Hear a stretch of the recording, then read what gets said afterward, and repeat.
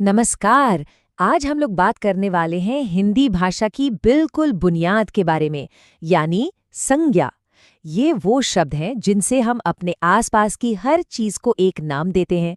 तो चलिए शुरू करते हैं। अच्छा, जरा इस वाक्य को देखिए।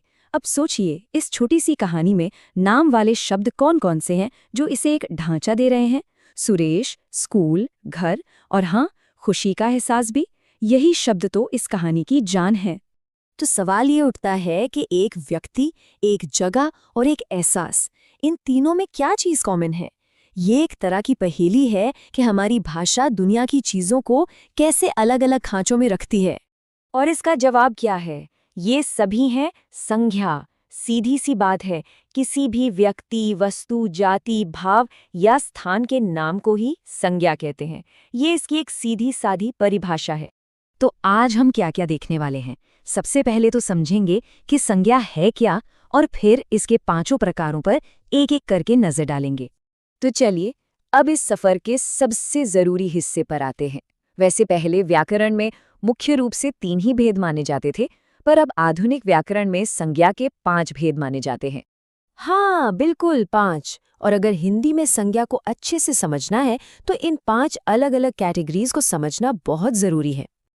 तो ये रहे वो 5 प्रकार: व्यक्तिवाचक, जातिवाचक, भाववाचक, समुदायवाचक और द्रव्यवाचक संज्ञा। अब एक एक करके इन सबको जरा खोलकर समझते हैं। हम शुरुआत करते हैं पहले जोड़े से, व्यक्तिवाचक और जातिवाचक संज्ञा। इनको ना एक दूसरे से कंपेयर करके समझने में सबसे ज्यादा आसानी होती है। अब देखिए इन दोनों में फर्क कितना साफ है। नरेंद्र मोदी एक खास व्यक्ति का नाम है, तो ये हो गया व्यक्तिवाचक। वहीं पुरुष किसी एक आदमी की बात नहीं कर रहा, बल्कि पूरी जाति की बात कर रहा है, तो ये हुआ जातिवाचक। बिल्कुल वैसे ही गंगा एक खास नदी का नाम है और ताजमहल एक खास इमारत। ठीक है, अब आगे बढ़ते हैं और अगली 2 कैटेगरीज को देखते हैं। एक वो संज्ञाएं जिन्हें हम छू नहीं सकते, और दूसरी वो जो ग्रुप्स के बारे में बताती हैं। भाववाचक संज्ञा मतलब वो नाम जो हमारे भावों से जुड़े हैं। हम इन्हें देख या छू नहीं सकते, सिर्फ महसूस कर सकते हैं, जैसे बचपन, मिठास या गरीबी। ये सब ऐसी चीजें हैं जिन्हें हम महसूस करते हैं, है ना? और यहाँ एक बहुत है मजेदार बात है, भाववाचक संज्ञाएं अक्सर दूसरे शब्दों से ही बनाई जाती हैं। इससे पता चलता है कि भाषा कितनी लचीली और रचनात्मक है। देखिए कैसे सुंदर, जो कि एक विशेषण है, उससे बन गया सुंदरता। बच्चा, जो एक जातिवाचक संज्ञा है, उससे बना बचपन। और मित्र से मित्रता बन गई, है ना दिलचस्प? अब बात करते हैं समुदायवाचक संज्ञा की। ये वो शब्द हैं जो किसी पूरे ग्रुप या कलेक्शन के लिए इस्तेमाल होते हैं। मतलब ग्रुप को एक सिंगल यूनिट की तरह देखा जाता है। जैसे सेना में कई सैनिक होते हैं, पर हम उसे एक यूनिट मानते हैं। वैसे ही कक्षा या झुंड। और चलिए, अब हम पहुंच गए हैं अपनी 5वीं और आखिरी कैटेगरी पर, जो फिजिकल चीजों यानी पदार्थों के बारे में है। इसके बाद हम सब कुछ फटाफट रिवाइज करेंगे।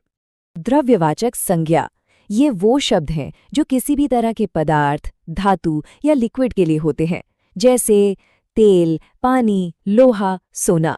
इनकी एक खास बात यह है कि इन्हें हम आम तौर पर एक एक करके गिन नहीं सकते। तो अब तक हमने काफी कुछ सीख लिया है, क्यों ना इसे टेस्ट किया जाए? तैयार हो जाइए एक छोटी सी क्विज के लिए।